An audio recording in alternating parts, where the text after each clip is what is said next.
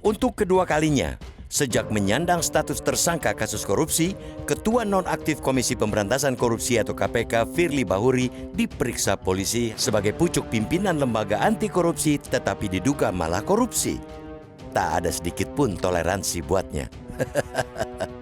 Dia harus ditahan, dibawa ke pengadilan secepatnya, lalu dihukum seberat-beratnya. Apa yang dilakukan Firly sangat keterlaluan. Inilah kali pertama di negeri surganya korupsi ini, Panglima Perang melawan korupsi justru menjadi tersangka korupsi. Inilah jelaga paling hitam, kotoran paling menjijikan yang melumuri wajah KPK.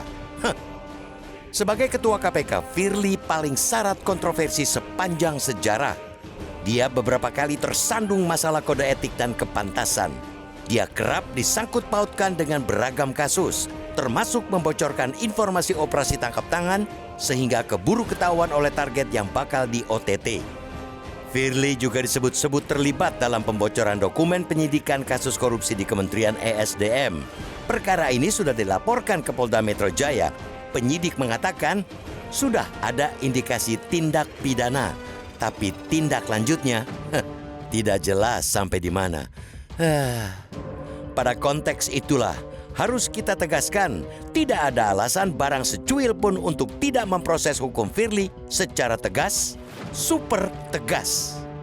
Kita mengapresiasi Polda Metro Jaya yang akhirnya punya keberanian dan kemauan untuk mentersangkakan Firly. Kita angkat topi kepada para penyidik yang mampu mengatasi hambatan psikologis karena mereka berani menjadikan Firly yang purnawirawan Jenderal Polisi Bintang 3 sebagai tersangka.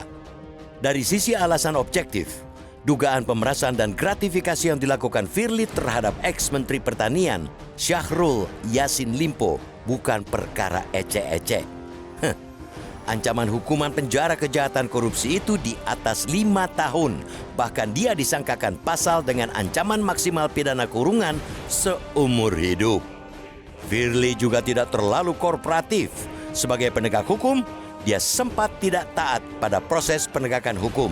Dia pernah mangkir dari panggilan pemeriksaan dan menolak diperiksa ke Polda karena mungkin merasa levelnya harus diperiksa di Bareskrim Polri.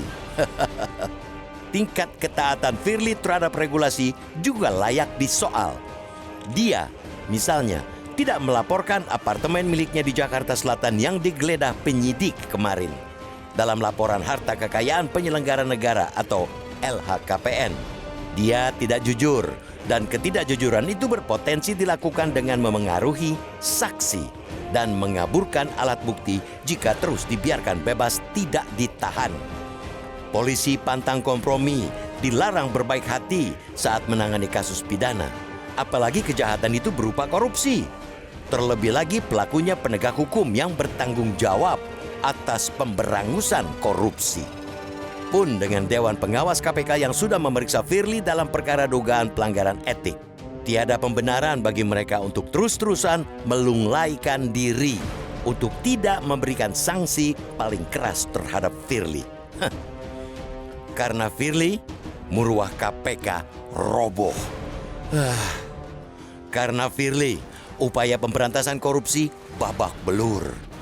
Hanya hukuman paling tegas kepada Firly untuk memulihkan semua itu. Firly harus dibelenggu sebagai pesan agar tidak ada Firly-Firly lain di kemudian hari. Jelajahi cara baru mendapatkan informasi. Download Metro TV Extend sekarang.